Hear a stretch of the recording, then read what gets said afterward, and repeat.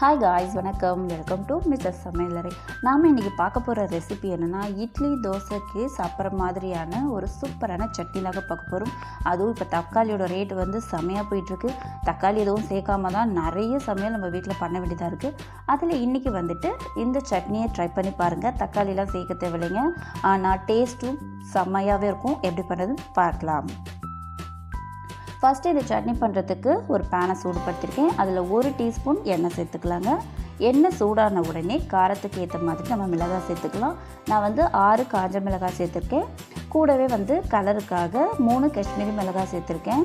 இது வந்து காரம் இருக்காதுங்க, ஆனால் வந்து கலர் நல்லாவே இருக்கும். அதுக்காக தான் இந்த மிளகாய் சேர்த்துக்கணும்.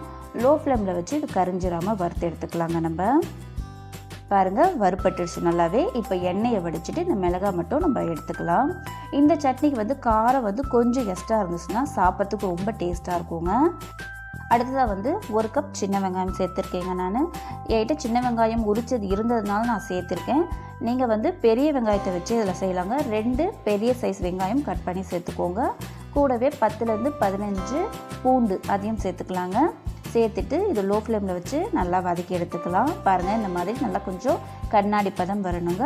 இந்த அளவு வதங்கினதுக்கப்புறமா ஒரு 2 கொத்து கருவேப்பிலை சேர்த்துக்கலாம். கூடவே வந்து ஒரு சின்ன பீஸ் வந்துட்டு புளி சேர்த்துக்கலாங்க. இது கூடவே வந்து 2 டேபிள் ஸ்பூன் உடச்ச கல்லையும் சேர்த்துக்கலாம். சேர்த்துட்டு மீடியம் ஹீட்லேயே வச்சு இதையும் நல்லா வதக்கி எடுத்துக்கலாங்க. இதில் வந்து கருவேப்பிலையை வந்து கண்டிப்பாக ஸ்கிப் பண்ணாமல் சேர்த்துக்கோங்க. அதோட டேஸ்ட்டும் ஃப்ளேவரும் ரொம்பவே நல்லாயிருக்கும்.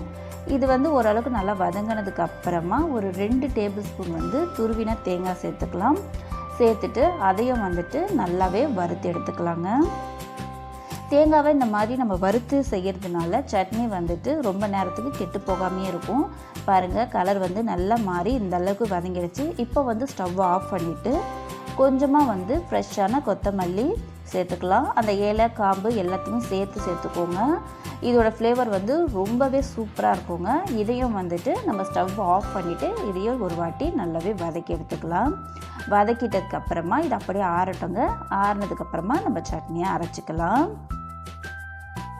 நல்லாவே ஆறி வந்துடுச்சுங்க. இப்போ வந்து ஒரு மிக்ஸி ஜாரில் நம்ம வறுத்து வச்சுருக்க மிளகாய் இருக்கு இல்லையா, அதை சேர்த்துக்கலாம். கூடவே இதுக்கு தேவையான அளவு உப்பையும் சேர்த்துக்கலாங்க. சேர்த்துட்டு இதை வந்து ஃபஸ்ட்டு நம்ம அரைச்சிட்டு வந்துடலாம். பாருங்கள், இந்த அளவுக்கு அரைப்பட்டுடுச்சு. இப்போ இது கூடவே நம்ம வதக்கி வச்சுருக்க வெங்காயம் இருக்கு இல்லையா, அதையும் இது கூட சேர்த்துக்கலாம். இதெல்லாம் சேர்த்ததுக்கப்புறமா இதில் கொஞ்சமாக தண்ணி விட்டுட்டு நம்ம வந்து நல்லா நைஸாக அரைச்சி எடுத்துட்டு வந்துடலாம்.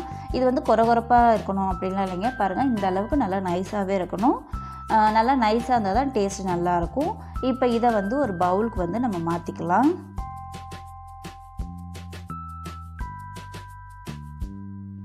பவுலுக்கு மாற்றியாச்சுங்க. அடுத்தது வந்து ஜார்லேயே கொஞ்சமாக தண்ணி சேர்த்து அதையும் வந்து மிக்ஸ் பண்ணி சேர்த்துக்கலாம். சேர்த்துட்டு உங்களுக்கு எந்த அளவுக்கு இந்த சட்னியோட திக்னஸ் இருக்கணுமோ அதுக்கேற்ற மாதிரி தண்ணி சேர்த்துக்கோங்க. இப்போ இந்த சட்னிக்கு வந்து ஒரு தாளிப்பு கொடுக்கணுங்க. அதுக்கு வந்துட்டு ஒரு பேனில் வந்துட்டு 2 டீஸ்பூன் எண்ணெய், 1/2 டீஸ்பூன் கடுகு, 2லேருந்து 3 காஞ்ச மிளகாய், கொஞ்சமாக வந்து கருவேப்பிலை எல்லாம் பொரிஞ்சதுக்கப்புறமா அதை வந்துட்டு இந்த சட்னியில் சேர்த்துட்டு ஒரு வாட்டி நல்லா மிக்ஸ் பண்ணி விட்டுக்கோங்க. சூப்பரான ஒரு கார சட்னி நமக்கு ரெடி ஆகிடுச்சு. இது வந்து இட்லி, தோசை, ஊத்தாப்பம், உப்புமா கூட சாப்பிட்றதுக்கெலாம் கூட ரொம்பவே நல்லாயிருக்கும். இந்த வீடியோ உங்களுக்கு பிடிச்சிருக்கும்னு நினைக்கிறேன். பிடிச்சிருந்தால் நம்ம சேனலை மறக்காமல் சப்ஸ்கிரைப் பண்ணிக்கோங்க. தேங்க்ஸ் ஃபார் வாட்சிங்.